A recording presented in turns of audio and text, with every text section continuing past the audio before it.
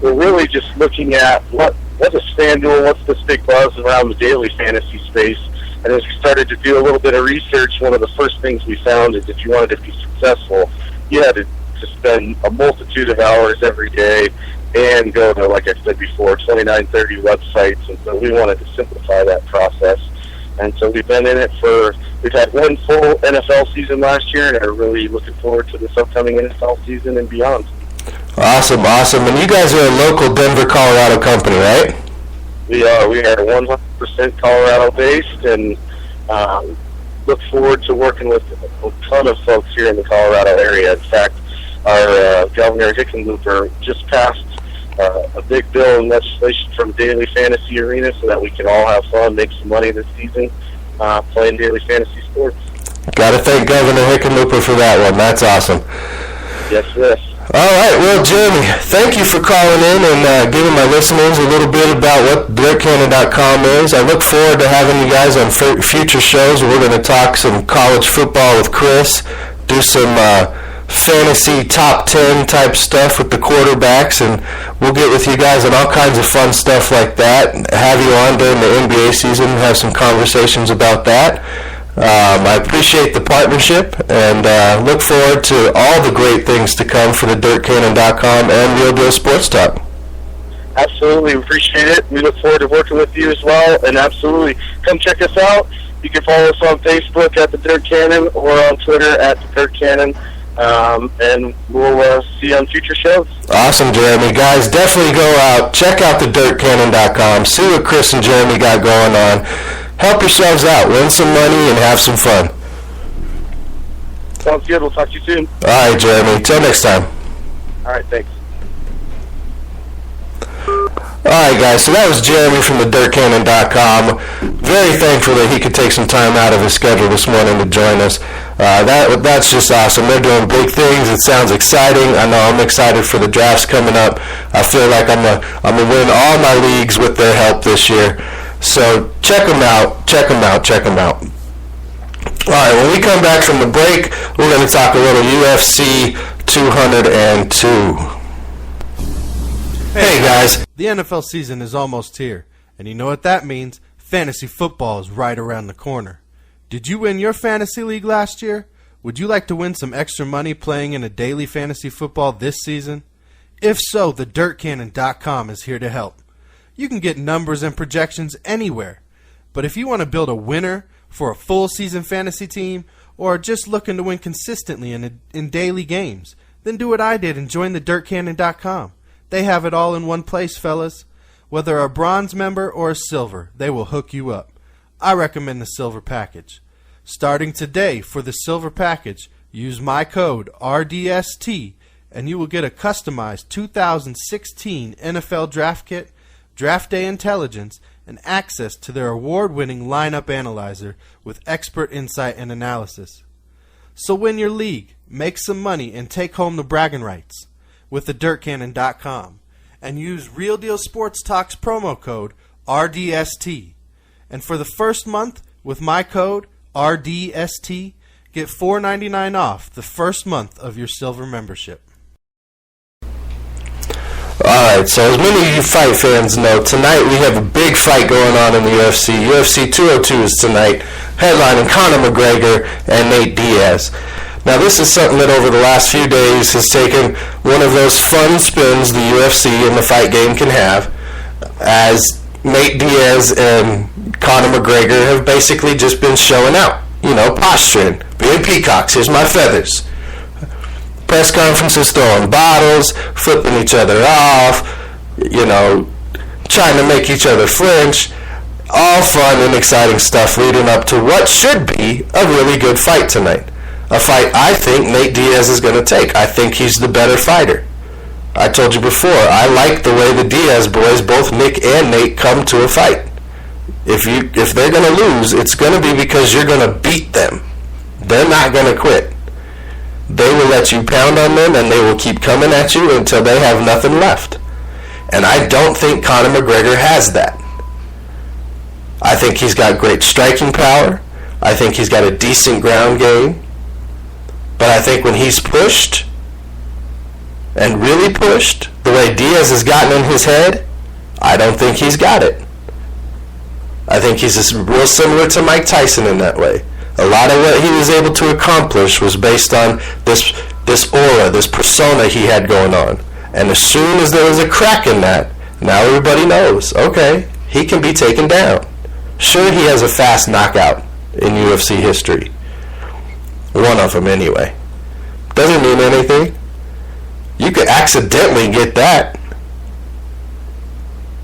And for all, his mic drop the other day at his live workout, his open workout he had, for all the F-bombs Nate Diaz has been dropping, and middle fingers he's pointing, and all the stuff that's going into this fight, I really don't think these guys like each other. I mean, the Diaz boys, it seems like they don't like a whole lot of people. Unless you're in their inner circle, you're not part of it. So that's going to be a great fight tonight. I can't wait to see how it goes down. Conor McGregor and his coach both are, predicting at least a second-round knockout. I think Diaz submits him again. I really do. Johnson's fighting Teixeira tonight. I mean, this is a fight night that's going on all night. You guys realize that, right? They have two different sets of prelims that they're going to start tonight. They have the early prelims that start around 6 o'clock. They have the Fox Sports 1 prelims that kick in at about 8 o'clock. And then there's the main card that kicks in at around 10 o'clock. So this is like an all-night fight night for the UFC. They have figured out how to spread this out for their fans to get so much money and so much involvement. And just coincidentally happens that this weekend is also WWE's SummerSlam event on Sunday night. And I told you, these fan groups need to play off each other. It'd be interesting to see if they start planning their pay-per-views together, or if this time around it was just a coincidence. But the Teixeira Johnson fight should be a good one too. Light heavyweight fight. Johnson, he seemed like he was going to be a real competitor in the division.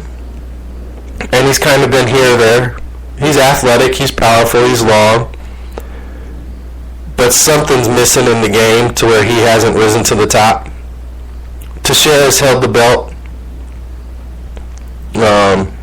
But he's getting a bit of long in the tooth now. He's been in the game for a while. So, that could be a very good fight too. That could go multiple rounds. You could have a knockout in that fight. Both of them have knockout power. Both of them are pretty much stand-up guys. So we'll have to see how that goes. SummerSlam tomorrow. If you guys are watching that, check it out.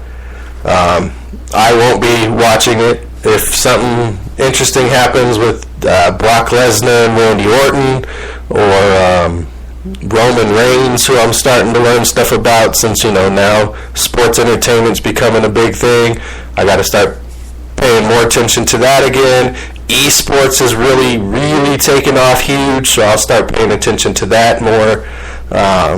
And just let you guys know what I see, what I think, what I hear. And every now and then I'll throw in a memory. I mean, my favorite SummerSlam memory that comes to mind is Ultimate Warrior had a cage match against Ravishing Rick Rude. And it was the first time I had seen somebody, quote-unquote, bleed in a wrestling match. And this was the cage match back when the cage looked like a cage. The big, thick, blue steel bar cage. Not the chain link fence cage. Right? Not the one that wobbled, but the big steel bar one. The real cage that I remember as a kid anyway. And that match just left an impression on me. I still remember Rick Rude had him and Ultimate Warrior on his tights. Rick Rude was famous for putting, the different competitors or airbrushed images on his tights. I remember how far out the steel cage was going. So, they had it set up to wobble a little bit in that match for the dramatic, I'm sure.